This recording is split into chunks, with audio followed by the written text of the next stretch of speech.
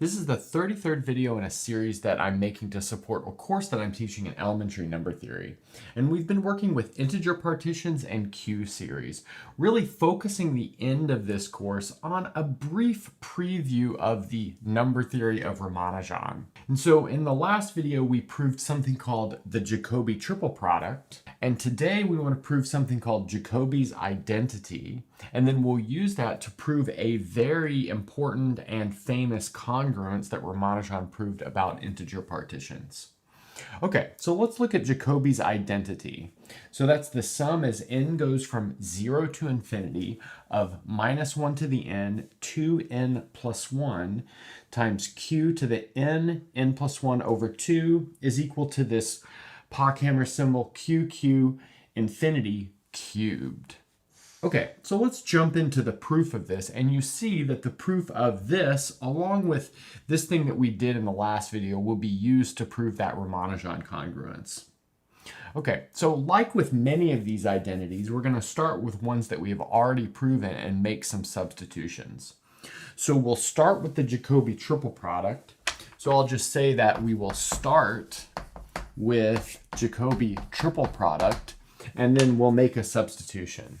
And which substitution will we make here? Well, I'm going to replace z with z squared times q. Okay, so let's see what that gives us. So that's going to turn our left-hand side into this sum as n goes from minus infinity up to infinity of q to the n squared plus n. So we get an extra multiple of q from replacing z with z squared times q, and then we have z to the 2n.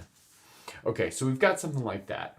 And maybe motivating this substitution is the fact that here we have n times n plus 1, and obviously n squared plus n will factor as n times n plus 1.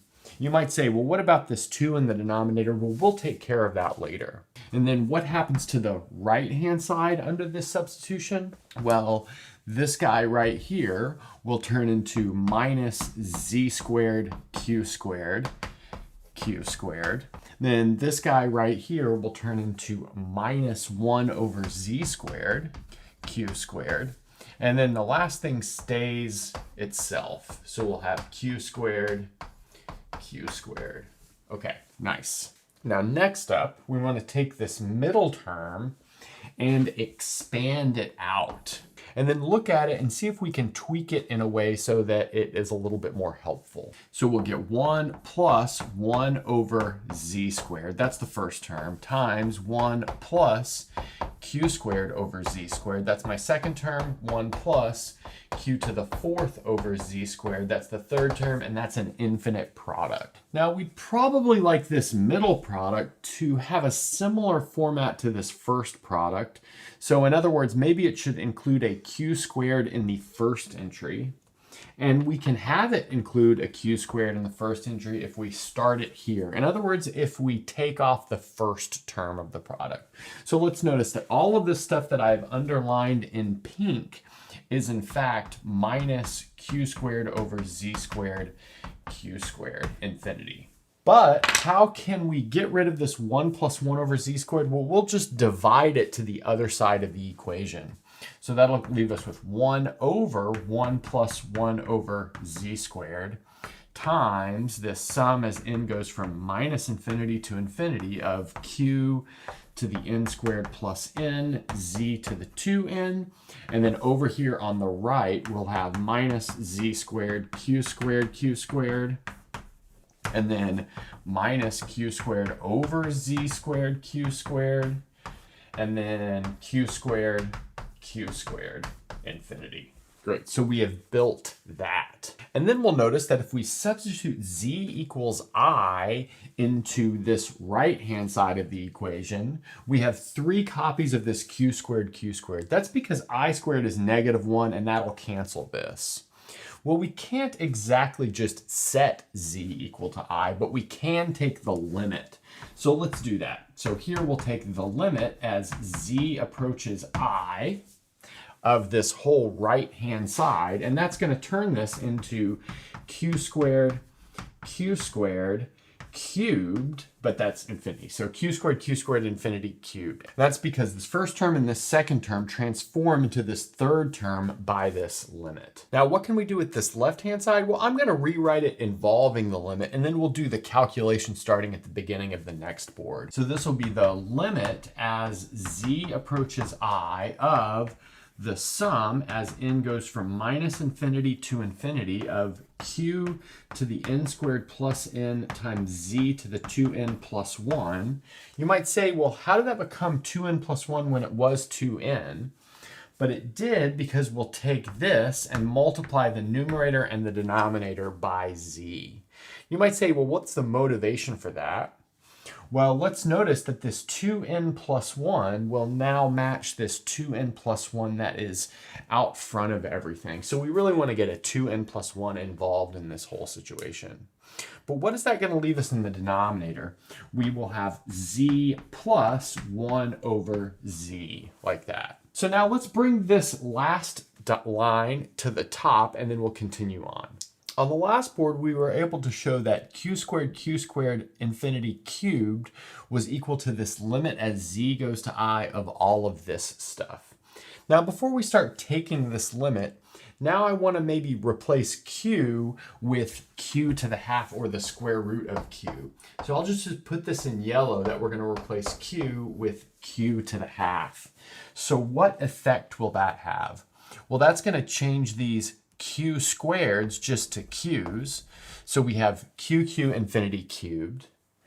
And then over here, we'll have a 2 in the denominator, which is actually quite nice because this n squared plus n over 2 is exactly this n times n plus 1 over 2. So now at least the q's are looking right. Okay, so now let's take this limit. But if you look at this, notice that it is an indeterminate form. If you plug z equals I into this denominator, you get I plus 1 over I. But it's well known that 1 over I is equal to minus I, so that gives you a 0 in the denominator. And then furthermore, there's a 0 in the numerator. That's a little bit harder to check, but maybe that's a good homework problem. And that is check this numerator equals 0 if z is approaching I. So maybe I'll leave that as a little bit of a homework exercise. But that means that we have an indeterminate form, we can apply L'Hopital's rule. So just like from calculus. So I think it's kind of nice when tricks from maybe an early math class show up in later math classes like this. So we'll apply L'Hopital's rule. That'll leave us with this limit as z goes to I of my sum as n goes from minus infinity to infinity of 2n plus 1 times z to the 2n, and then we have q to the n times n plus 1 over 2, and then in the denominator we have 1 minus 1 over z squared. Now let's see what happens as z approaches I. So this will leave us with I squared to the n, really I to the 2n, but using exponent rules, that's what that simplifies to.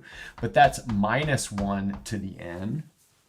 So that's good. And then this will be 1 minus 1 over minus 1. In other words, we have a 2 in the denominator.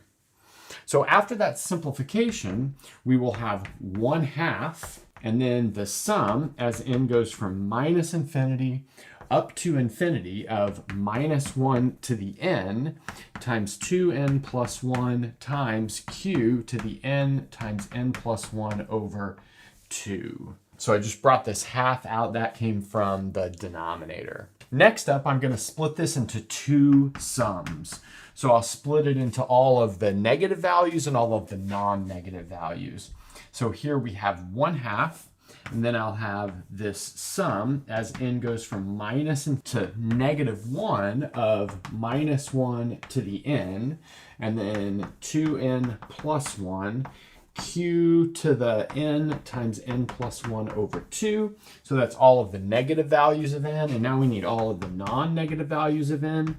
So that'll be the sum as n goes from 0 up to infinity. then we'll have the same kind of argument here. So minus 1 to the n, 2n plus 1, q to the n times n plus 1 over 2.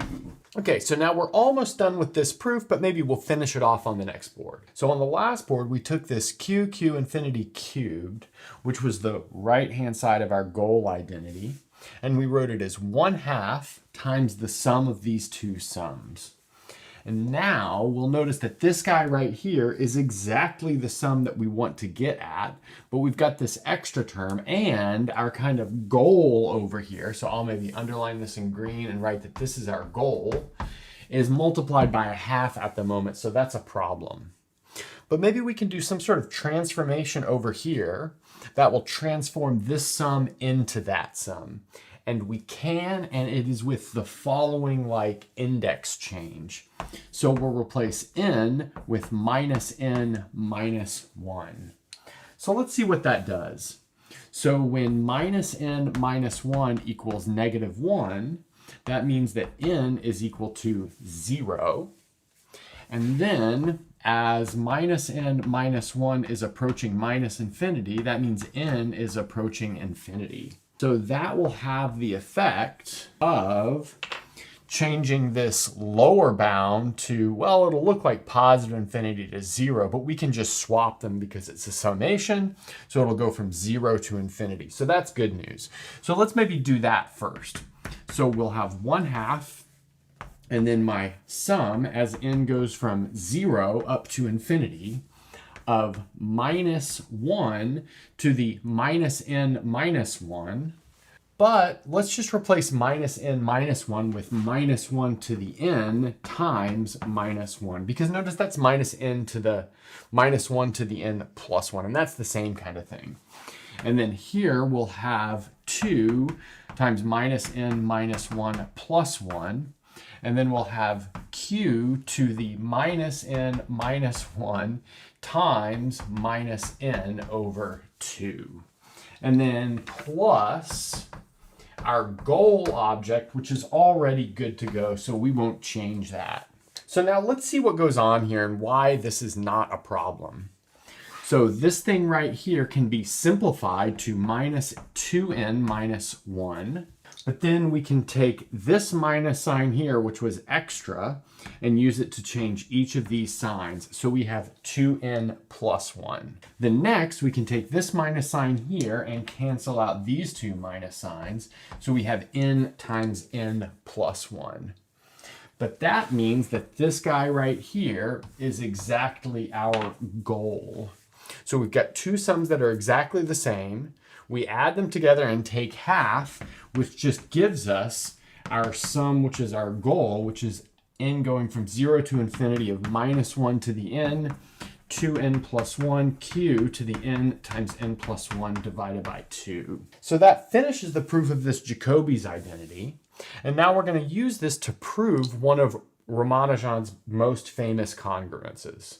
So we'll finish this video off with the famous Ramanujan congruence, and that is if you have a number of the form 5n plus 4, the number of partitions of this number is congruent to 0 mod 5. In other words, it's a multiple of 5.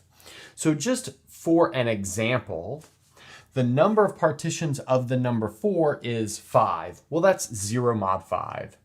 The number of partitions of the number 9 is 30. That's also 0 mod 5. The number of partitions of the number 14 is 135. That's 0 mod 5. Okay, so that's the first couple numbers that are 5n plus 4. Let's talk about one more. Well, the next one would be 19, because that's 15 plus 4. And the number of partitions of 19 is 490, but that's obviously 0 mod 5. Okay, cool. And I want to say that there are a bunch of companion congruences that go along with this. Ramanujan proved quite a number of them, and more have been proven since his time. Okay, so let's maybe jump into this proof. Again, we will use these two identities along the way. But before we get to using those two identities, we want to make a little bit of an observation. So let's look at Q q infinity to the 5th power, but that's going to be equal to this product as m goes from 1 to infinity of 1 minus q to the m, and then that's raised to the 5th power. So this product of these 1 minus q to the m terms come from the definition of this symbol, and this 5th power comes just from this exponent right here. But now we can expand this easily using a binomial expansion formula. So this product as m goes from 1 to infinity of 1 minus 5q to the m plus 10q to the 2m minus 10q to the 3m plus 5q to the 4m minus q to the 5m. So that's just from multiplying this guy out. You could do that the long way if you wanted to, but that also just follows binomial coefficients and maybe Pascal's triangle. But next up, we notice that all of these middle terms are multiples of 5. So this is congruent to 0 mod 5. So that means if we reduce this entire thing mod 5, we get this product as m goes from 1 up to infinity of 1 minus q to the 5m, and this is occurring mod 5. But then we recognize this as one of our special products. This is q to the 5th, q to the 5th infinity. So now dividing some things around, we see that we have the following quotient. So this pockhammer symbol q5th infinity divided by qq infinity is congruent to 1 mod 5. And that'll be our good starting tool for proving this congruence. Okay, so let's maybe bring that up and then we'll keep going. On the last board, we built the following congruence, which is a result of the binomial theorem. So if you put these 5th powers inside the pockhammer symbol, in other words, it's kind of inside the infinite product, and divide it by the same thing outside the infinite product, you get 1 mod 5. Okay, so now we can jump into the proof. So we're going to start with q times qq to the 4th power infinity. And then we want to manipulate this until we have something that looks like the generating function for the number of partitions of n. So we can do that in the following way. So let's notice that this is congruent to q times qq to the 4th times q to the 5th infinity over qq all to the 5th infinity. And that's happening congruent mod 5. And that's because we just multiplied by something which we showed was congruent to 1 mod 5. Okay, nice. So now let's make a little bit of a simplification. Notice that these guys will get canceled with all but one of those powers. So that's cool. And that's going to leave us with q and then q to the 5th, q to the 5th infinity times 1 over qq infinity. And this is occurring mod 5, like I said before. Now, where can we go from here? Well, let's notice that this is q 5th, but then this 1 over qq infinity is well known to be the generating function for the number of partitions of n. So this is the sum as m goes from 0 up to infinity of p of m q to the m. This is all occurring mod 5 like we've been doing. Again, p of m is the number of partitions of m. Now, where do we want to go from here? Well, I'm going to take this q and multiply it through, and that's going to give me a p or a q to the m plus 1 here. Now, I'm going to take this equality and move it to the top and then start doing a little bit more calculations. We've got this q to the 5th infinity times the sum as m goes from 0 to infinity of p of m, that's the number of partitions of m, times q to the m plus 1 is congruent to q times qq to the 4th power, well, that's infinity mod 5. Now we want to start pulling some things apart so we know exactly what we're looking at and what we want to look for. So notice we want to investigate the number of partitions of numbers that are 5n plus 4. But let's see.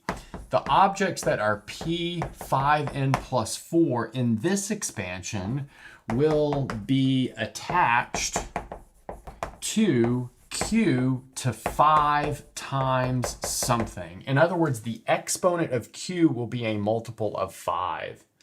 Why is that? Well, that's because if we have a number of the form 5n plus 4 in here, then we'll have 5n plus 5 out here. That's a multiple of 5. But then this object only gives us multiples of 5 in the exponent. So when all is said and done, both of those give us multiples of 5. And so that's why in this big expansion, partition numbers of this form will only be attached to q to the 5 times something.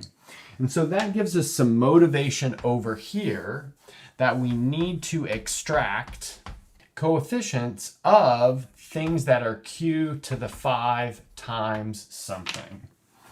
And if those coefficients are congruent to 0 mod 5, then we're done. And that's exactly what we'll want to do. And really, to provide a good summary here, what we want is for these coefficients to be congruent to 0 mod 5. And that will actually prove our result. Because notice the coefficients over here that are attached to q to the 5 times something are exactly partitions of numbers that are 5n plus 4.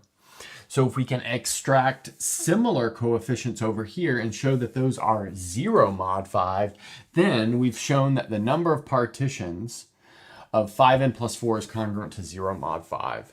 Okay, so let's erase some of these notes and then we will get to the calculation on this right-hand side. So by our discussion on the last board, we've determined that all we need to do is show that coefficients of terms that are q to the 5 times something on this right-hand side are congruent to 0 mod 5. In other words, they are multiples of 5. So let's get to that. So let's notice over here we have q to the 4th. We know how to deal with q cubed from the thing that we proved at the beginning of this video. So let's maybe expand this so that it includes this guy and then use this identity that we built. So this is going to be q and then q infinity and then q cubed infinity. And this is all occurring mod 5 still. And then luckily we have a way of dealing with each of these. We can expand this one using the pentagonal number theorem, which we proved in the last video. So I'll let you guys check that out again if you need to. And then we can expand this one using Jacobi's identity, which we did at the beginning of the video over there. Okay, so let's expand each of these. We still have this q occurring out front, so I'll just leave that as is for now. So this is going to be the sum as j goes from minus infinity to infinity of minus 1 to the j and then q to the j times 3j plus 1 over 2. So that's from the pentagonal number theorem. Then we'll expand this one using this over here. So that's going to be this sum as k goes from 0 up to infinity of minus 1 to the k, 2k plus 1, and then q to the k times k plus 1 all over 2. And that's all occurring mod 5. Now we'll put these together. I'll bring this q to the 1 inside while we're at it. So that's going to give me this sum as j goes from minus infinity to infinity. And then the sum as k goes from 0 to infinity, minus 1 to the j plus k from multiplying each of those. And then we'll have 2k plus 1. That's coming from this guy right here. And then we'll have q to something that's pretty gnarly, but it's fairly easy to work with. So it'll be 1 plus j times 3j plus 1 over 2 plus k times k plus 1 over 2. And like we pointed out, we want to know about the coefficients of this when the exponents are multiples of 5. So that means we need to investigate what does it take for this to be equal to 5 times something. In other words, congruent to 0 mod 5. So hopefully that forces the coefficient to also be congruent to 0 mod 5. And we'll see that it will. So let's extract that coefficient, and then we'll do a little bit of algebra on it. So I'm going to actually multiply it by 8 because it's a little bit easier to work with if we take 8 times this coefficient. So we'll do 8 times 1 plus j times 3j plus 1 over 2 plus k times k plus 1 over 2 is equal to, so it'll be 2 times j plus 1 quantity squared plus 2k plus 1 quantity squared, and then plus 5 times the quantity 2j squared minus 1. So that's just from fairly simple symbolic arithmetic or like little algebra problem. Okay, but let's notice that we only care about this thing being a multiple of 5, right? Because we want this exponent to be a multiple of 5. That means that if we've got part of it that's already a multiple of 5, we cannot really worry about this. So this is congruent to 0 mod 5 already, so we're good to go on that. Let's just maybe reiterate what we want is for 2 times j plus 1 squared plus 2k plus 1 squared to be congruent to 0 mod 5. This comes back to one of the problems that maybe we did at the beginning of this class. And what we saw is that only certain numbers are perfect squares mod 5. And the only way for this combination of perfect squares to be equal to 0 mod 5 is for each of these individual components to be 0 mod 5. So I'll let you guys check that. Again, that's not too hard to see. It's based off the fact that the only perfect squares mod 5 are 0, 1, and 4. So like I said, we need j plus 1 to be congruent to 0 mod 5. And we need 2k plus 1 to be congruent to 0 mod 5. Oh, but let's look at that. If 2k plus 1 is congruent to 0 mod 5, then we have a very good situation. So let's put a couple exclamation points next to that and then put a box around it. Let's see what we've done. We've shown that if this exponent is a multiple of 5, then this coefficient is also a multiple of 5.